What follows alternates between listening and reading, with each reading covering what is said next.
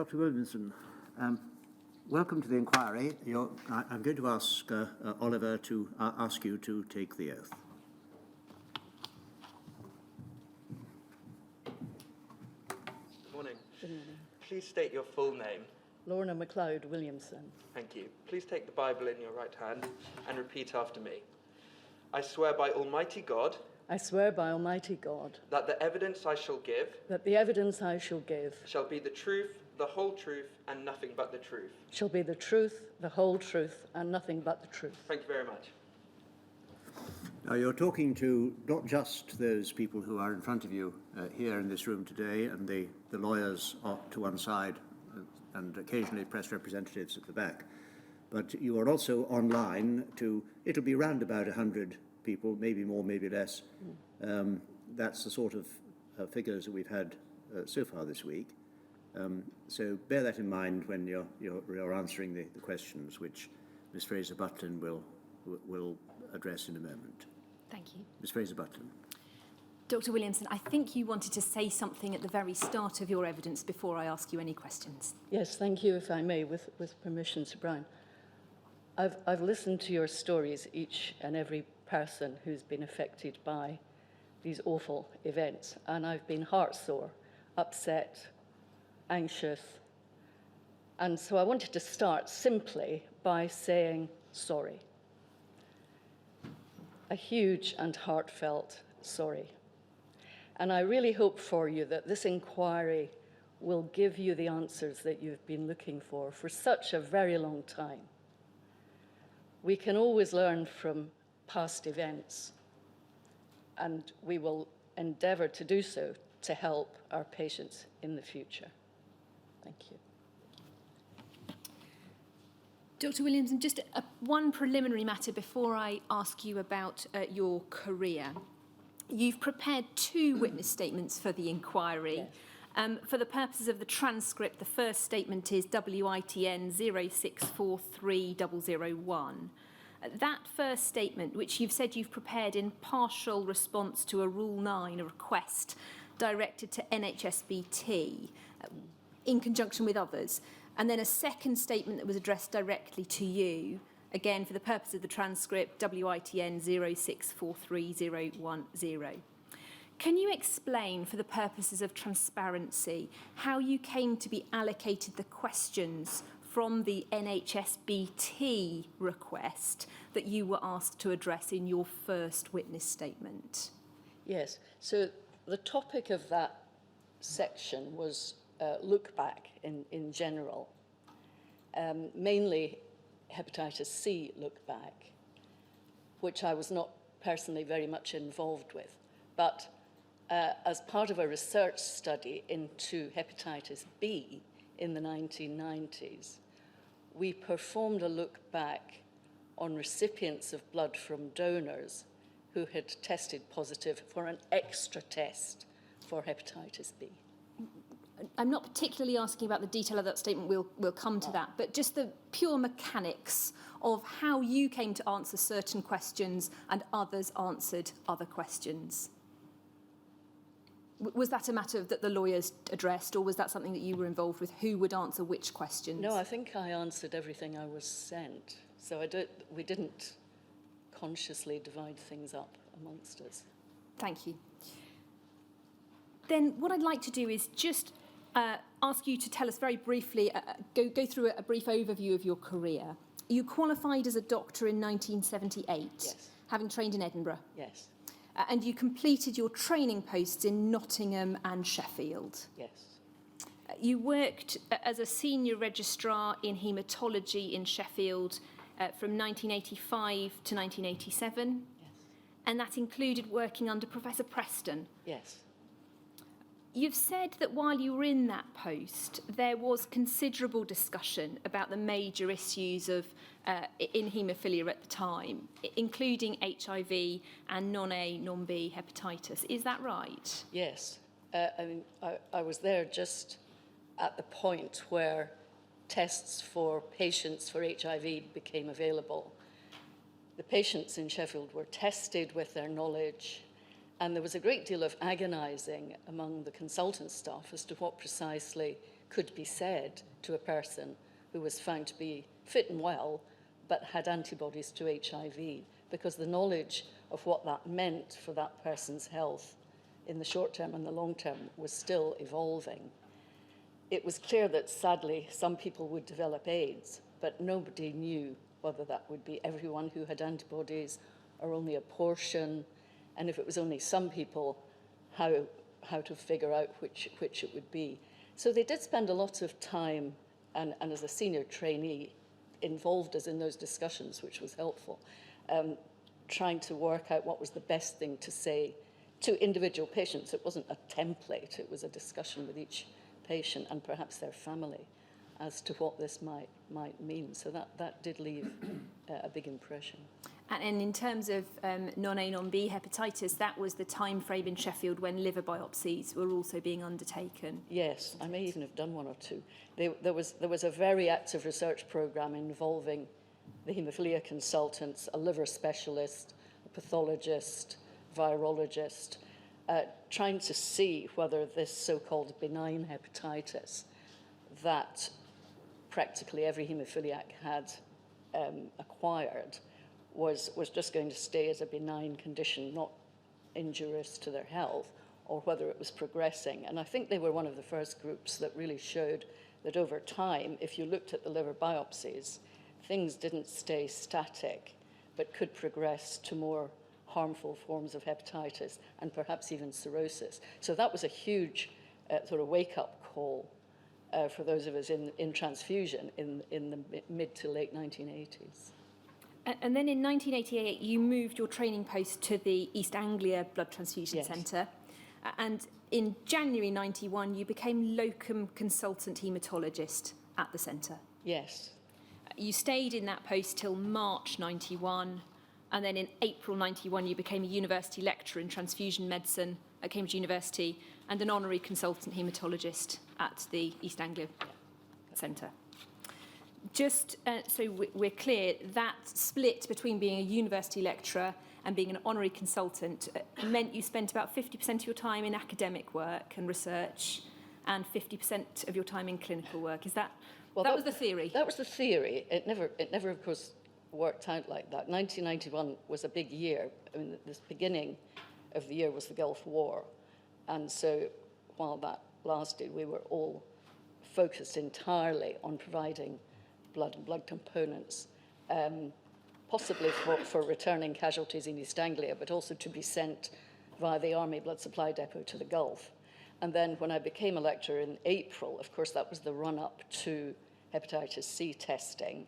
There were 3 new consultant academics, and there was a lot to do in the centre. The previous 3 consultants had all retired within a 2-year period of each other, and things were not their most modern, so we had an awful lot to do.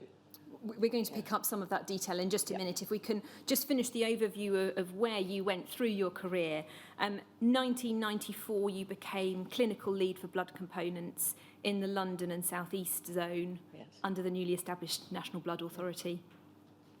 And then 1999, you became the National Clinical Director for Components. And then in October 2007, till your retirement in May 2016, you were Medical and Research Director at NHSBT. Yes. Turning to the East Anglia Blood Transfusion Centre, we're going to spend a little bit of time just exploring what was happening at the centre and what your work was. When you took up your first post at the centre, it was as a senior registrar. Is that right? Yes. I hadn't done enough years to be eligible to apply for a consultant, so I finished my training by going around the different laboratories and learning what was going on. And at that time, the director was Dr. Jack Darnborough, Yes. and there were 2 other consultants, Dr. John Blagden and Dr. Tom Gibson. You've actually just said that all 3 of them were close to retirement when you joined. And can you tell us what the plan was then in the late 1980s to structure the department going forward, the centre going forward? Yes, there was an idea which was a very good one, that transfusion in England needed more academic presence. And so between the Regional Director of Public Health, because the centre reported into the Regional Health Authority, the Regional Director of Public Health, Dr. Mike O'Brien, and the Professor of Haematology, Robin Carroll, came up with the idea of creating an academic division of transfusion medicine within the University Department of Haematology, such that the director post of the centre would become a university professorship, and the other two consultant posts would be university lecturers, all of us in theory working 50-50 on teaching and research for half the time and NHS work for the rest. And Professor Alain was the director of the centre and the Professor of Transfusion Medicine from 1991 until 92. Yes. And then you assisted Dr. McDougall as acting, he was the acting director while Professor Alain was absent in France. Yes. In terms of geographical coverage, what was the remit of the East Anglia Centre? So we covered Cambridgeshire, Norfolk and Suffolk. I think there were 12 hospitals. The biggest, obviously, was Addenbrooke's in Cambridge. There was also Papworth Hospital near Cambridge, which did heart surgery, and then hospitals in Norwich, Bury St Edmunds, Kings Lynn and others round the region. So it was geographically quite dispersed. And it was part of the Eastern Division of Regional Transfusion Centres, so it was put alongside Brentwood, Colindale and Tooting. Yes. You've said in your statement, and you've just said now, that the centre wasn't a driving force of innovation when you arrived. What do you mean by that? Well, other centres, notably Colindale, were doing a great deal, for example, to reach out to hospitals, become involved in what was happening to the blood once it reached the hospital. Despite the Cambridge Centre being on the hospital campus, there wasn't a great deal of constructive interaction, shall we say, with the hospital. Some of the manufacturing methods were a little bit out of date. We had the advantage of the other lecturer consultant being Dr. Willem Ohand from the Netherlands, so he could bring experience of how things were done over there and some wonderful innovation that actually came to be put into place. The organisation, I think, was also very hierarchical. From Sheffield, where we were used to being I was involved as a senior registrar in the issues of the day, I didn't learn an awful lot, I now realise, between 1998 and 1991 about the sort of debates and discussions in relation to hepatitis C testing and surrogate testing and so on. The director kept those matters, I think, very much confidential. And when you think back to that time between 1988 and 1991, were you aware of the conversations going on, but you being excluded, or was there simply not the conversations going on that were happening in Sheffield? That's difficult to say because, of course, I don't know what went on behind closed doors. We did all meet for coffee, but there just wasn't that to and fro of I've just come back from a directors' meeting, and here's what was discussed. Because, of course, at that point, I wasn't on the management team. So whilst I learned a lot of technical and scientific stuff in transfusion medicine, I don't think I learned as much as I should have done about the issues of the day. You just referred to one of the consultants, Dr. I'm afraid I misheard, Overhand, if I'm pronouncing that wrong. Ohand. Overhand, thank you, Overhand. And he wrote a document in January 1990 about the centre. If we could have that on the screen, please. It's NHBT 0010585_002, please.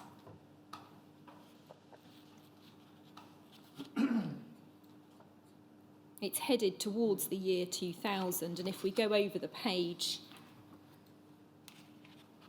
we can see at the top left corner that it's dated the 25th of January 1990, and it's described as a personal view on the developments in the East Anglia BTS 1990 to 1992. In this introductory part, he talks about some of the issues with the East Anglia BTS, and if we pick it up in the fourth paragraph, he says, instead of investing in its future, the centre still maintains activities, e.g. production of reagents with certain specificities, which are out of date. And then towards the bottom of the page, adaptation of the centre to the today's standards of transfusion medicine and the possibility to start new service-related activities within its organisation is only possible if the managerial structure of the BTS becomes more flexible, less hierarchical and more open. The centre should become more open-minded to new developments, and it should be explained to the personnel why major modifications in the tasks of the centre are needed. It is, I think it should say, it is my personal wish to make the centre more service-minded. He then goes on to discuss a range of changes he thinks should be made. And then if we go on to page 6 of the document, there's just a couple of those that I want to pick up with you, Dr. Williamson. Page 6, under the heading Donor Counselling.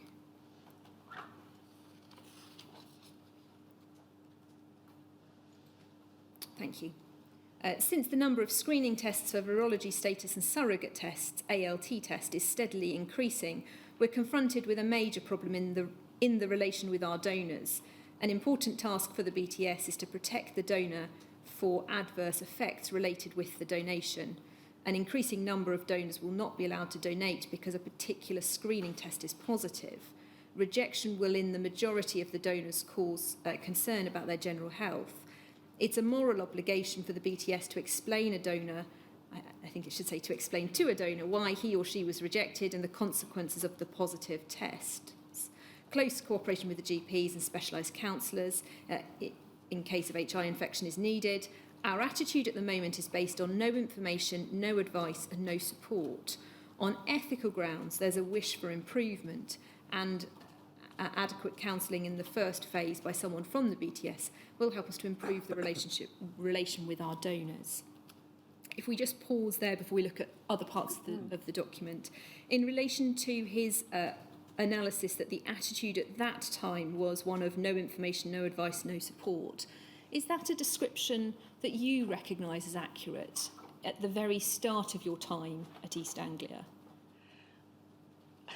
I think no information is probably overstating the case a bit. Of course, donors who tested positive, it would have been HIV and perhaps hepatitis B at that time, were absolutely informed. I think what he's trying to say is it was probably done in a rather minimalistic way without the support, guidance, referral to specialists,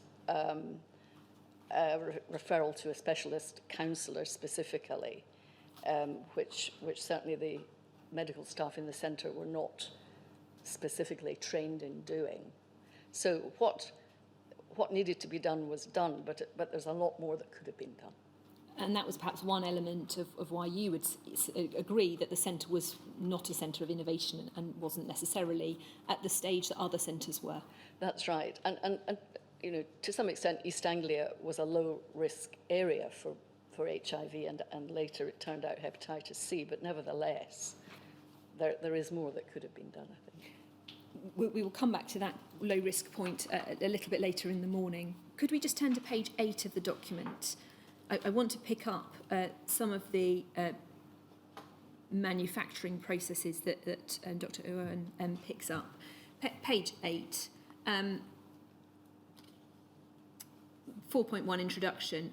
I'm just going to read 3 parts of this document, Dr. Williamson, so that it's in the transcript and so that those who are listening can follow, and then I'll ask you a question about it. 4.1 introduction.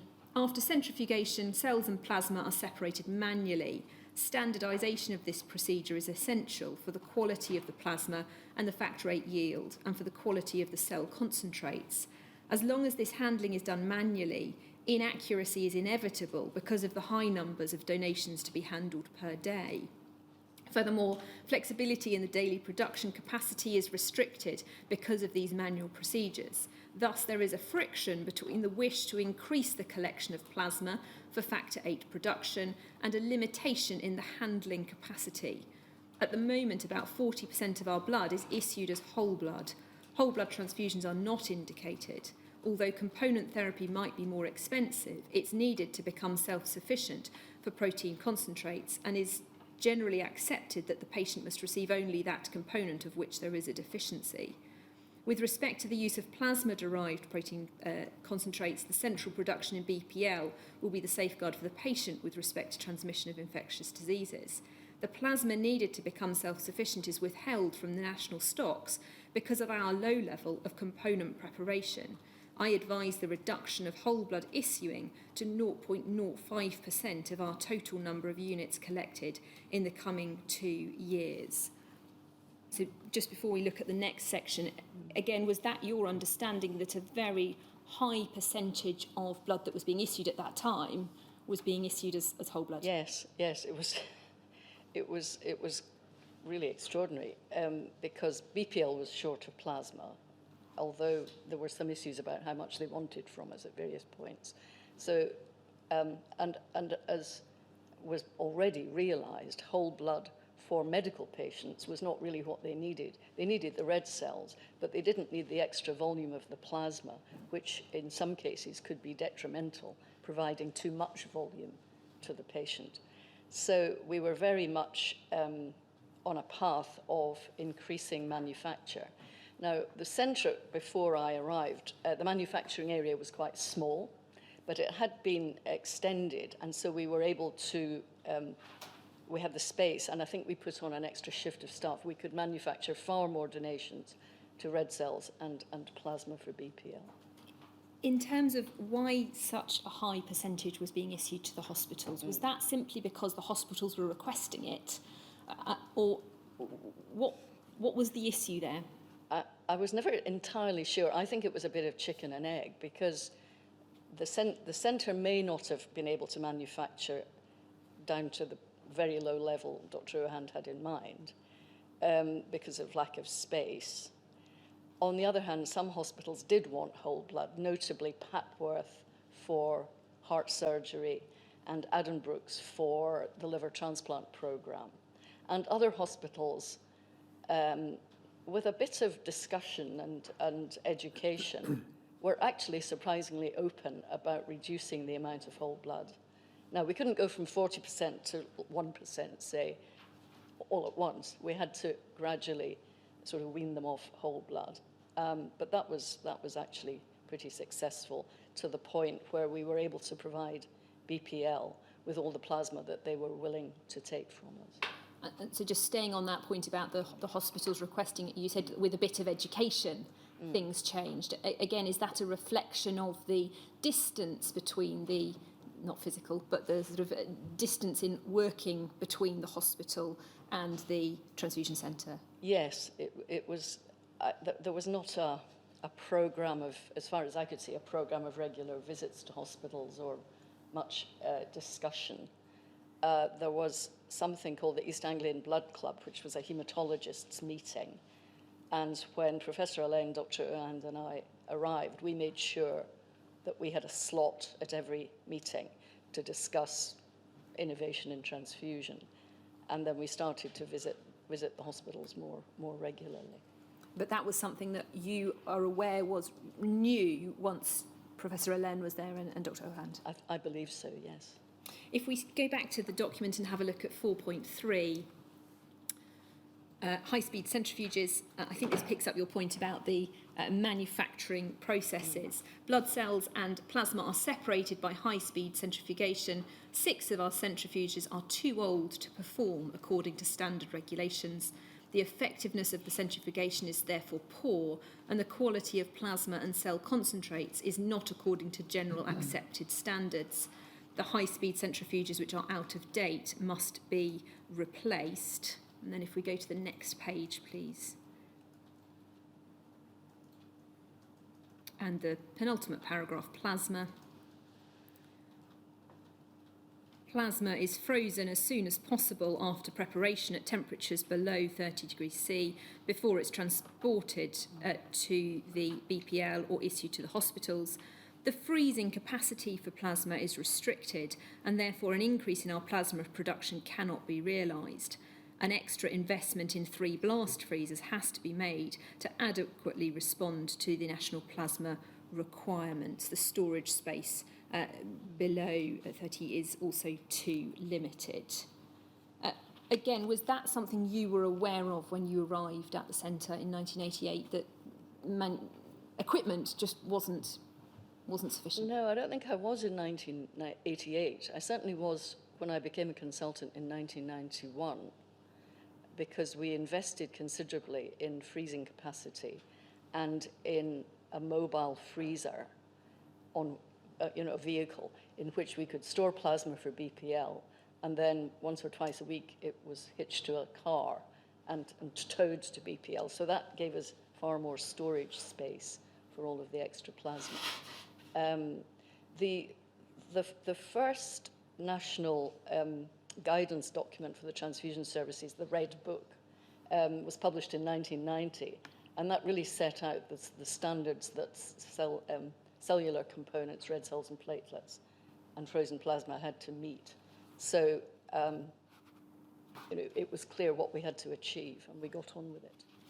In terms of the manufacturing equipment and space at the centre, were you aware that whether it had been a long-standing issue at the centre that was stopping greater plasma production, or whether this was new in 1990? I'm conscious you weren't aware of it until you were a consultant, but was your sense in 1991 people saying, well, we could have been producing lots more plasma if only we'd had the equipment for longer, or are you not very sure?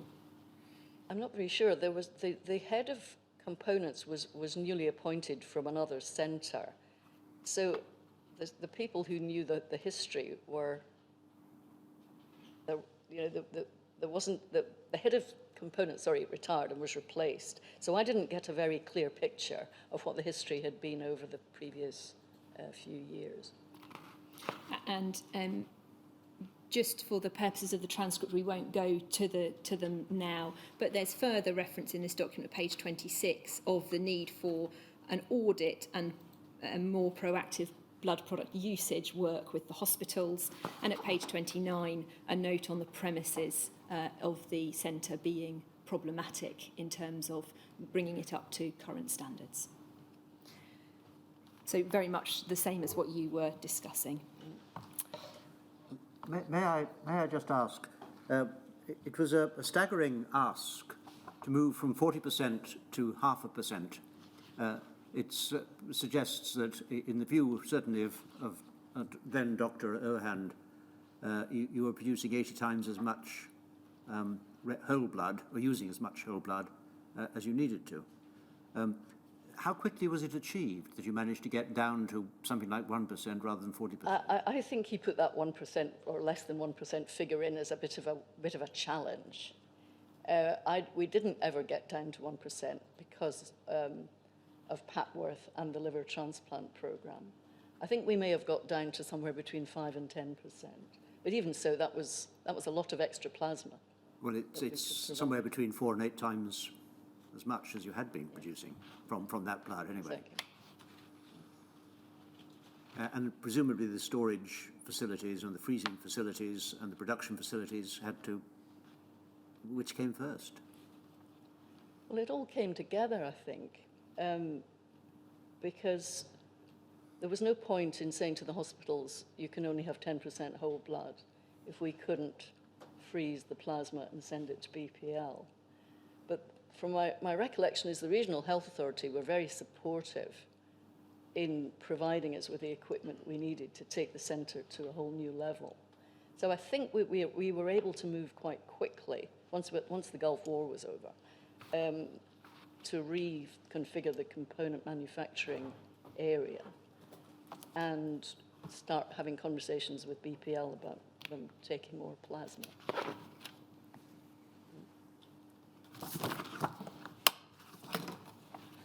I'm just wanting to pick that up straight away, Dr. Williamson, in terms of the plasma, which does take it slightly out of chronology, but I think it's probably worth dealing with it immediately. Sorry. 6.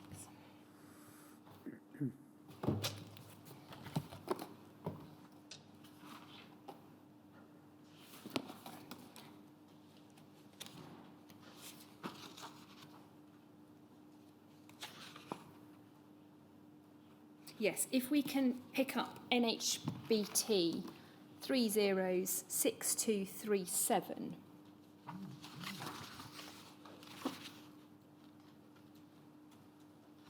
This is a Department of Health Medicine's Inspectorate report, inspector's summary, and we can see the date of inspection there, 25th to the 27th of July 1990.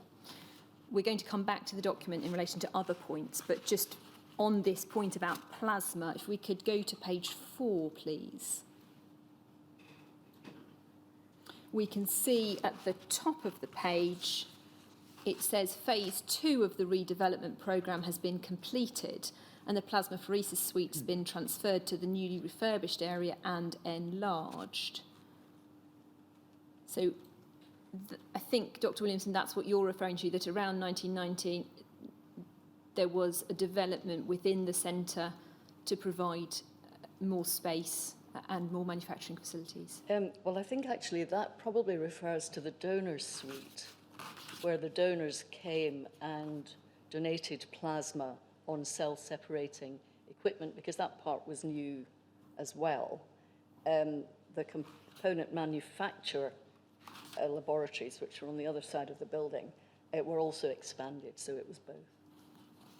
And we can see, carrying on down, the number of units issued. If we look at FFP for fractionation at BPL, 41,610 single units. FFP for fractionation at BPL from apheresis, 2,256 kilos. And then we've got the numbers for time-expired plasma for fractionation, 3,900, and hyperimmune plasma for fractionation, 833. So that was the position at the time of the inspector's visit. If we then pick up NHBT 0041285_004, please. We have notes of a management group meeting on the 4th of March 1991. And if we go towards the bottom of the page, concern was expressed, Roman 2. Concern was expressed at the apparent change in commitment from BPL to accept a higher input of plasma from RTCs. Cambridge had planned to a level of 24 tonnes for 1991-92, but in view of recent correspondence from Dr. R. Moore, a target of 20.39 tonnes had been submitted. It was agreed that Dr. Williamson should inform Dr. Moore that the Cambridge business plan was based on a level of 24 tonnes, and the necessary capital investment to achieve this was available. A reduced level would create problems.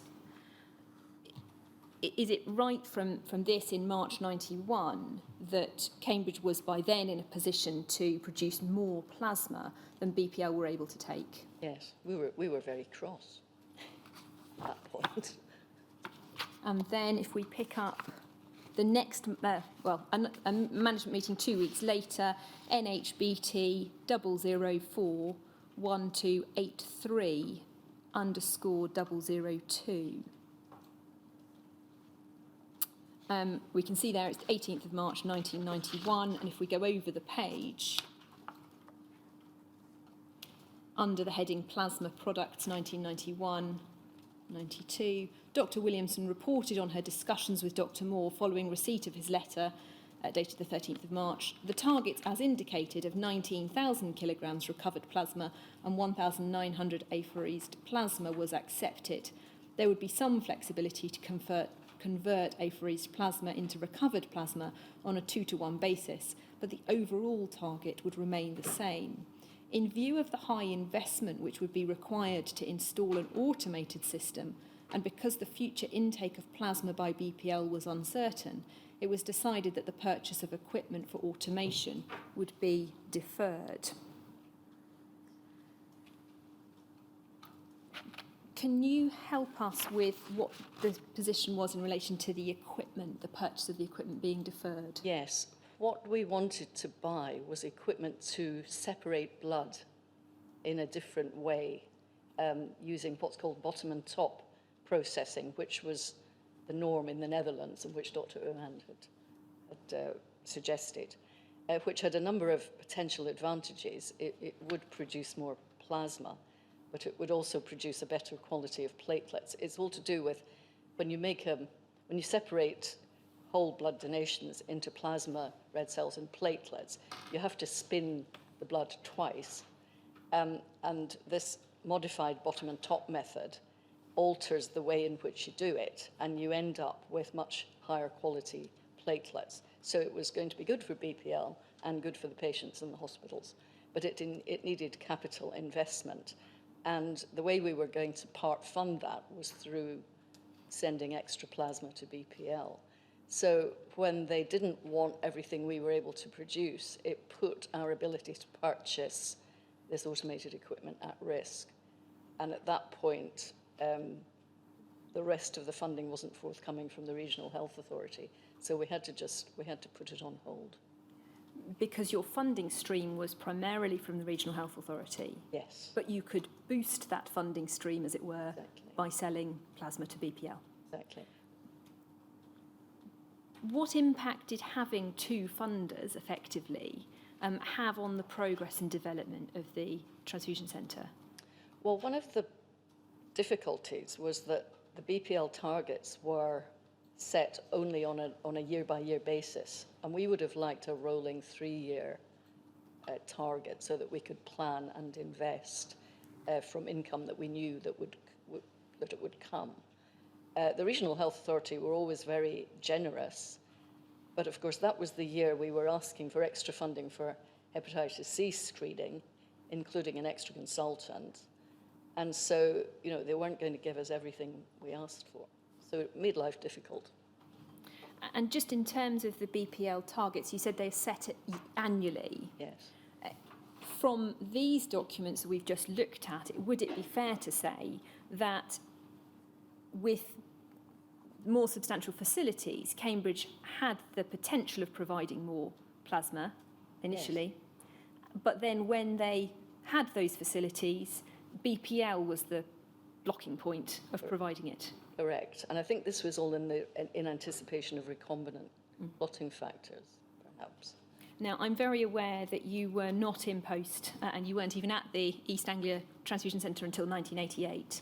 But taking those two factors, the limitations on facilities in Cambridge and the difficulties with BPL, were you aware of discussions or aware that whether that had been the issue historically, whether historically during the 80s, with better facilities, Cambridge could have produced more plasma if BPL were able to take it? In theory, it would have needed the consultants at that time to go out and talk to the hospitals. But the hospitals, apart from the cardiac surgery and the liver transplants, certainly by the late 80s, early 90s, were willing to take far less whole blood. So it could have been done, yes.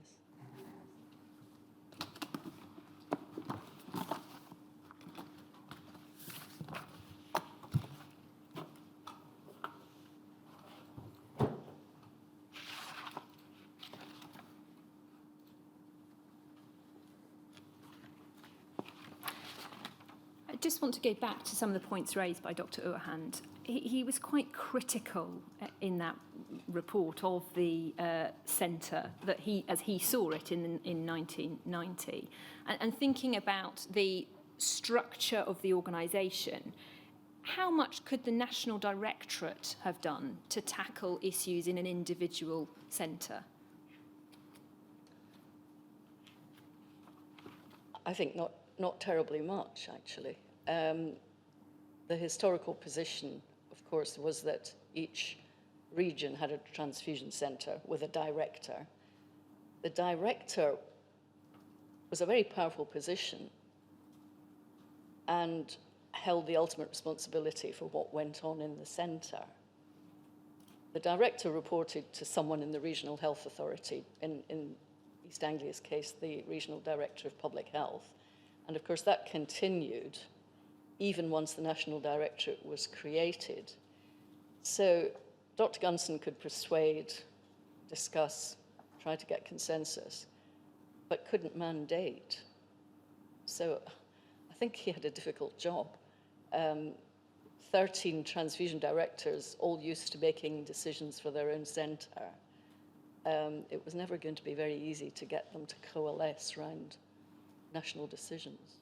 And you've described in your statement that the creation of the National Directorate was a halfway house arrangement, effectively, that was never going to be enough to create a truly national service, but it may have helped to bring directors on board gradually with the idea that their local autonomy would eventually disappear, is how you phrased it in your statement. To what extent, when you arrived, was there a greater or lesser sense of East Anglia being particularly autonomous? If you compare it to your time in Sheffield, was there a difference in the approach between the two transfusion centres? Well, the culture was very different. I mean, in Sheffield, there was much more open discussion. Personalities were very open to conversations with the hospitals at all times, with the staff in the centre. And I think there would have been much more dialogue with Dr. Gunston and the National Directorate about the issues under discussion. The East Anglian Centre felt very isolated, despite being on a hospital site, as I've said. It was part of the Eastern Division, and we did attend the Eastern Division consultants' meetings, and of course Dr. Darnborough attended the regional transfusion directors' meetings. But I don't recall him coming back and telling the rest of us, apart from perhaps the other consultants, what had been discussed, what were the issues, what were we going to take to the divisional meetings.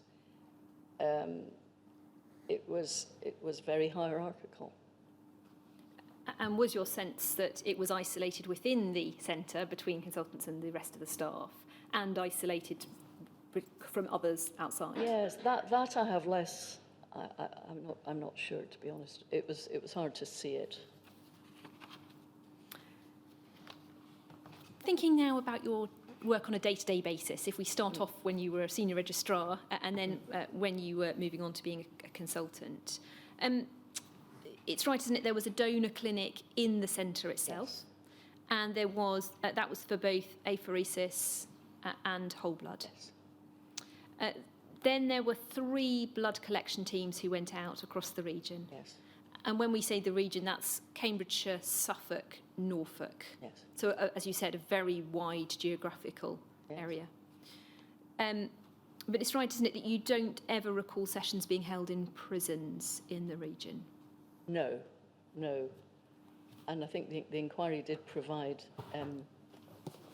minutes of a meeting where they had gone once, I think, in the early to mid 80s. Let's pull that up. Right. NHBT 308628_001. I mean, just while that's coming, I did sit in on session planning meetings as a senior registrar to understand how it worked, and I don't recall any discussion about going to any prisons or brothels. This predates your time at Cambridge, yes, but it was provided to you for context. Yes. The date of it's a Scottish Transfusion Directors meeting on the 13th of September 1983. Then if we go down to the entry on Cambridge, we can see prisons were not used as a donor source for many years. Then in 1982, during an acute blood shortage, they held a session at an open prison, but discovered many inmates were drug addicts using heroin, LSD, etc., and have not gone back. The policy is not to use prisons, but reserve the right to do so in emergency. As far as you recall, when you were there, we certainly didn't. We certainly did.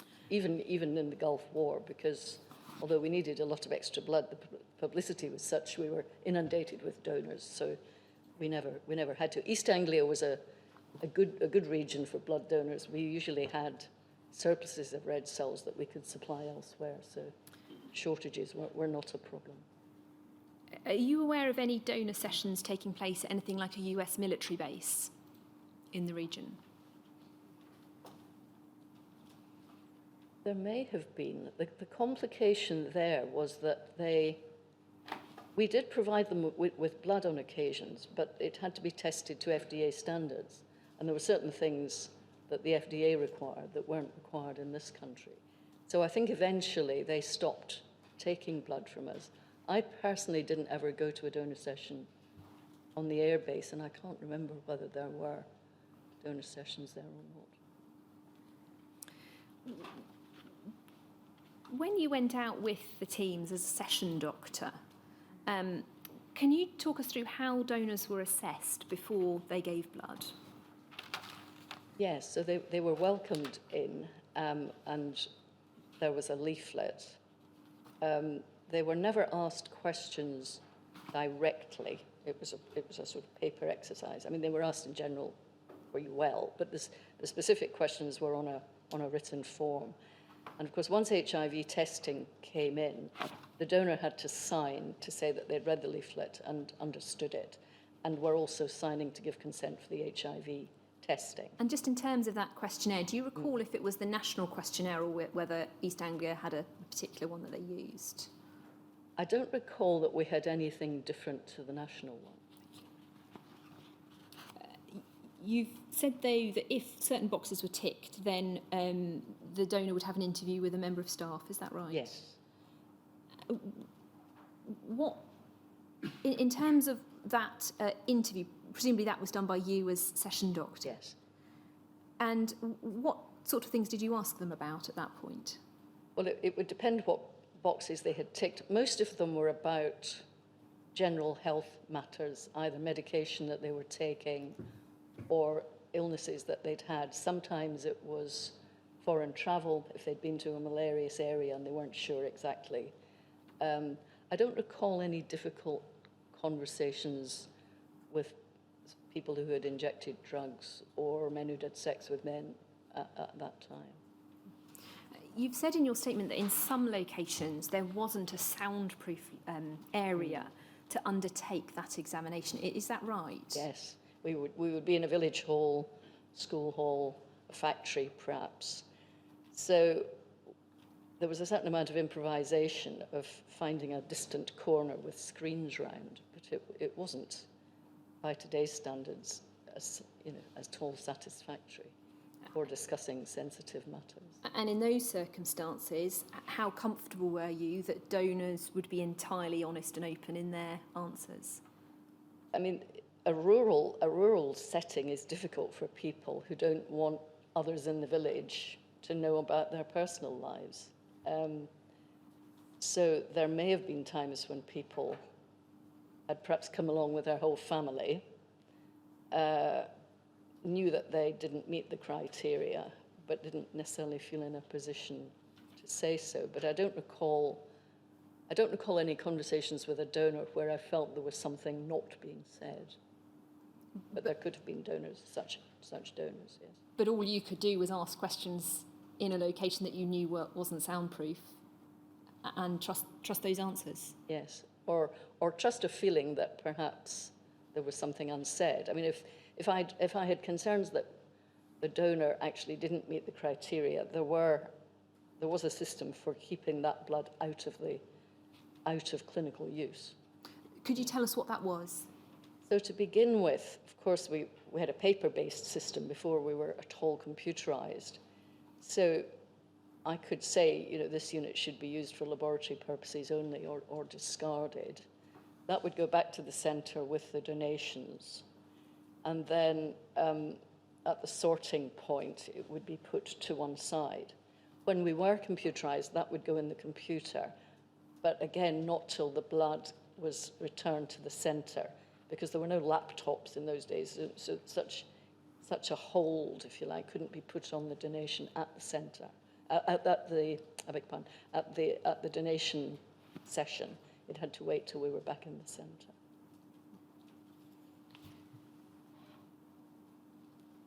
You said you don't recall any conversations where you felt uncomfortable that somebody wasn't saying something. Do you recall holding many donations back and marking them as unsuitable? No. The one I think I've mentioned in my statement was when it was after a donor session and I was on duty in the evening, and I had a call from a woman who'd donated, and she was phoning to tell me that one of her sexual partners was bisexual. And so I had to go in and withdraw the unit. But I don't remember having to do any holds from blood that I was at a session which I attended. Now, in terms of recruiting donors, you said that the region was quite good and generally didn't have a difficulty. I just want to explore that a little bit with some of the documents that we have. In 1990, you've said that the centre were collecting around 90,000 donations a year, and that rose gradually to around 120,000 a year after the MBA took over. Could we have NHBT 302534, please? We can see this is a meeting in November 1992 between East Anglia and North East Thames. The meeting had been convened so that preliminary discussions could take place of ways in which the Brentwood BTS and Cambridge BTS could collaborate to mutual advantage. And if we go to the bottom paragraph on this page, we can see in the middle of it, Cambridge has a very good donor base with the potential for recruiting even more donors. And then over the page, top paragraph, the two centres could collaborate to ensure that sufficient blood is collected to supply hospitals in both regions, a future recruitment effort being concentrated perhaps in those areas of the current Cambridge region where there's potential for more donors to be enrolled, accommodations reasonably easy to obtain and travelling costs are not too high. Is it right to understand that in 1992 East Anglia had such a good supply of donors, there were discussions of supplying North East Thames Yes. as well? Yes, because North East Thames was a mixed rural and urban region, and they had a number of London teaching hospitals which had high demand for blood. So it seemed eventually very useful for East Anglia to work out with Brentwood a regular supply of red cells to them. And we see a similar point being made in 1994, NHBT 003760, please, Paul. It's an executive committee meeting. If we go over the page, 4B, blood stocks remain low. Cambridge is recognised as a net exporter of cells and also a centre with potential spare collection capacity. This will be further discussed at the next blood collection meeting. So this is obviously in the 90s when we can see that there was this greater donation potential in the region. Was that something that, as far as you were aware, had always been the situation in East Anglia, or was it a new phenomenon in the 90s? Well, I wasn't really there in the 80s, but I can't see why it would have been any different, to be honest. There weren't expressions from staff that, gosh, things have changed. No, I don't think so. Ago. As a senior registrar, I was sent to donation sessions all around the region, long distances, and they were always full. I mean, we didn't have an appointment system in those days. People would be I remember one session I found after getting lost in the dark, and I turned up and they were queuing round the block. So I think it would have been always a region with a lot of potential. We used a lot of local volunteers who knew, which day was market day and when there would be lots of people around. They would leaflet door to door. They would do a lot of local recruitment. Everyone was very willing and helpful. I think we could have done, I don't see why that would have been new in the 90s, no. I want to just move on to the question of the record keeping at EA, at the East Anglia Centre. When you first arrived, it was a situation of manual records. Entirely manual.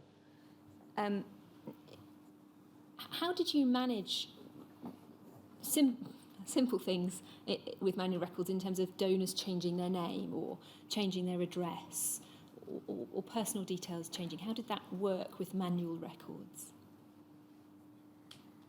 I can't remember precisely. Things either must have been overwritten or a donor might say at a donor session that they've changed their name or address. Every donor had an ongoing card record called a 101, which were held in the centre. So I imagine the changes were made on that. It was very, very basic. It obviously all got much better once we had a computer system. Just before we get to computerisation, when you had manual records, Yes. if a donor was excluded from donating because they were considered to be high risk, that was presumably flagged on their 101. Yes. Was there any mechanism to flag them to other regional transfusion centres?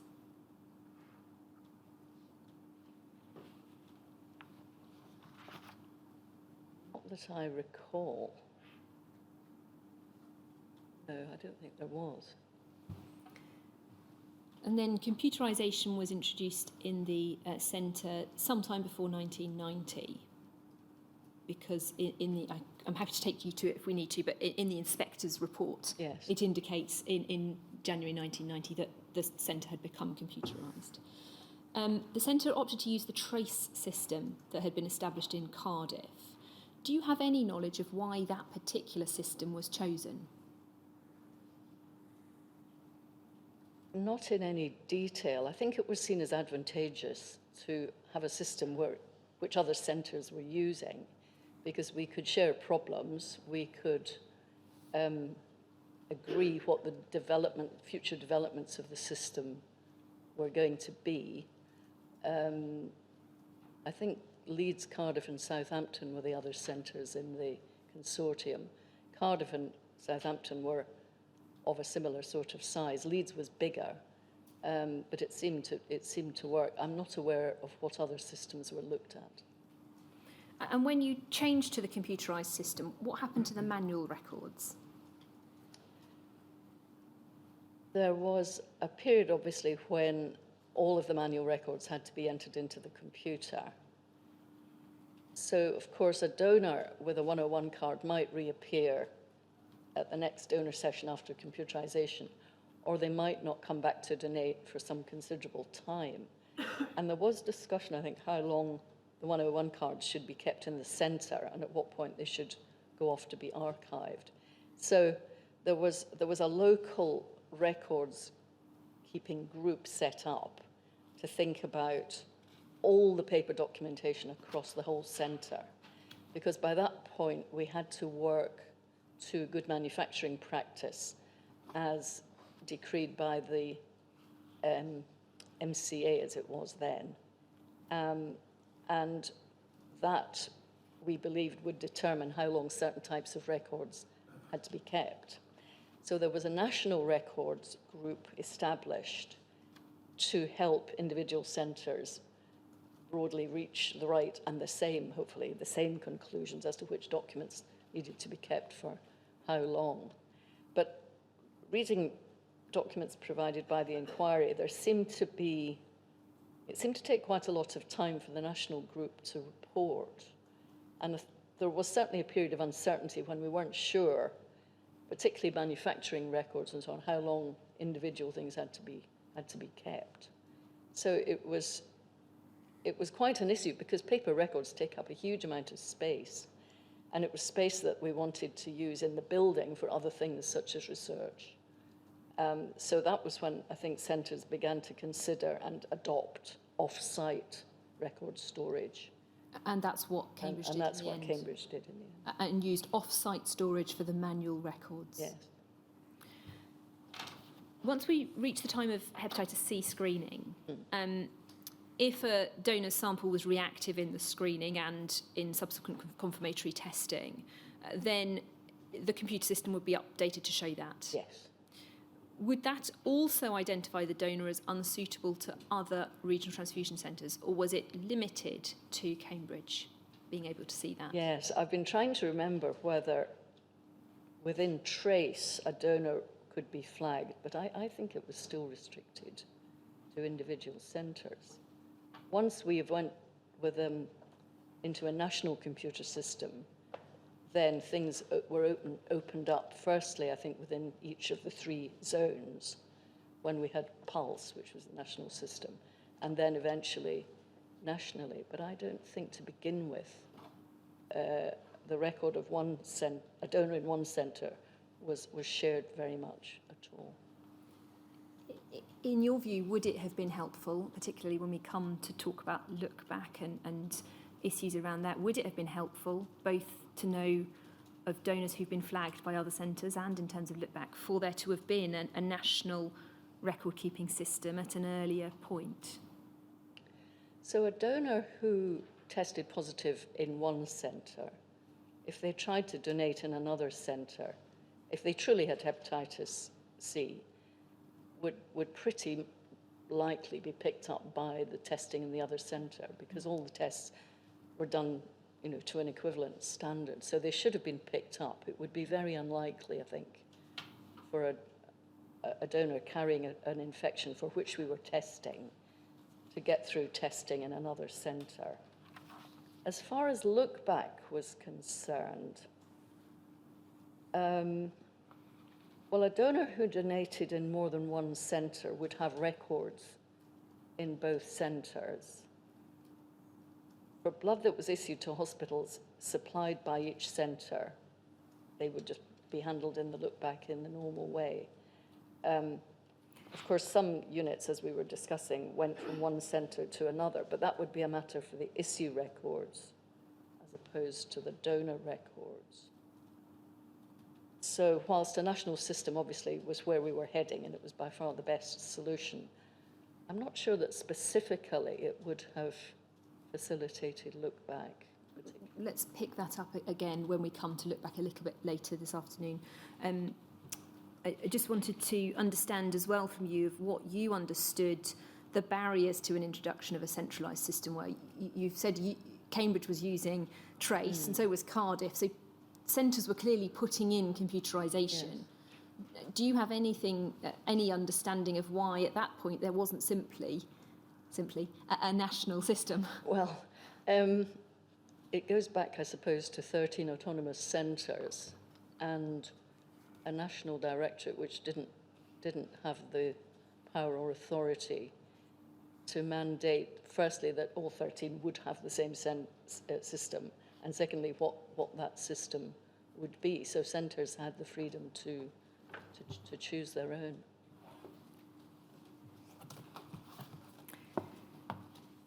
In terms of some of the mechanics of the computerised system, dealing with products and components going out to hospitals, could we turn back to the inspector's summary in 1990, NHBT 306237, and we'll pick it up at page 8. Sorry, it's page 10 of the document, internal page 8, Paul, my fault. Thank you. Under the heading Blood Bank and Issue, blood and red cell products are transferred into stock using the computer. When the computer reports that all the testing is completed for a session, the blood is brought out into a cooled 15 degrees C area, and each donation number is wanded. The VDU then instructs the operator to apply a specific grouping label, after which the group, donation number and product labels are re-wanded. If these details are not in agreement, the computer prevents further action until it's acknowledged and corrected.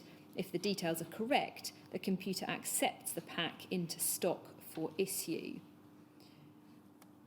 And then if we go towards the bottom of the page, the issuing of all products through the computer should give 100% traceability of all donations.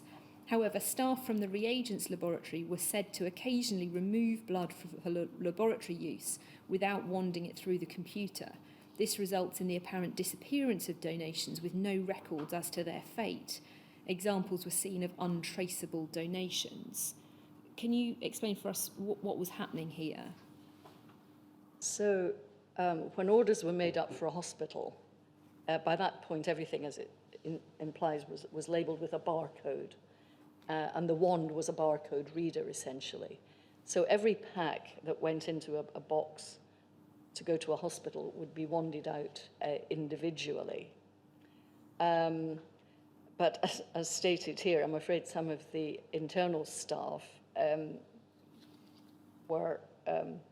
could come and take a unit which they needed for laboratory purposes without wanding the barcode through the computer.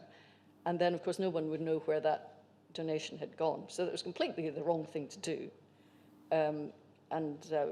Clearly the staff had to be reminded that this was not acceptable practice. Because then Yeah. there was no way of knowing where that unit of blood had gone. Exactly. It would have, if you'd searched for it in all the issues to hospitals, the number wouldn't have come up because it hadn't gone out to a hospital, but nobody knew where it physically had gone. And then the next paragraph, blood returned from hospitals is wanded in as returned and is sent for discard. Were hospitals required to return unused blood? Yes, I think they were for quite a long time. I think later they could dispose of them locally and give us a return document that listed how many units they'd disposed of and the donation numbers. But to begin with, they had to physically send the blood to us. So it was wanded. We booked it back into the centre. But what this means is at the point where it was going to be autoclaved and then disposed of, it wasn't wanded again. And that was something that was added in, I think, after this inspection. But in terms of hospitals returning blood, were you confident that everything that wasn't used by a hospital was returned? We couldn't have said that 100% of units were returned, but the hospitals in East Anglia were generally very good, and they tried to conform to what was happening. But a hospital might have, for example, a fridge on the labour ward for urgent, massive hemorrhage, and blood would go there, and then their audit trail of where it ended up might go cold, and they might not get it back, but they might not know for which patient it had been used. So there were areas where blood could occasionally not be followed to its final destination at that point, because of course hospital blood banks weren't computerized in the way that they are now. So within the centre, the transfusion centre, would it be fair to say that computerisation meant there was more traceability, but it wasn't perfect? But self-evidently, it didn't affect the situation of once the blood had left the transfusion centre and what happened at the hospitals. Just before we take a break, there's just one further point I want to pick up with you, if I may. Yes, if we just look at the last sentence of the paragraph we were on, BPL products are issued through the computer, which also maintains stock control for these products. And just to complete the picture at the transfusion centre, it's right, isn't it, that the East Anglia Transfusion Centre also purchased and distributed BPL products? Yes, we did, but not commercial, only BPL. And in terms of who made the decision of which products would be purchased and how much of each product would be purchased, was that a matter for the transfusion centre or was that a matter for the clonicians at the hospital? So we tried in East Anglia to provide everything they needed from BPL, be it clotting factors, be it albumin, be it immunoglobulin, because I think all of us felt that was the right thing to do, and we felt it was best that hospitals in our region were supplied by BPL as far as BPL were able to do so. But in terms of the precise details of the products, it's right, isn't it, that, for example, haemophilia centre directors would make that choice and then order it? Yes, exactly.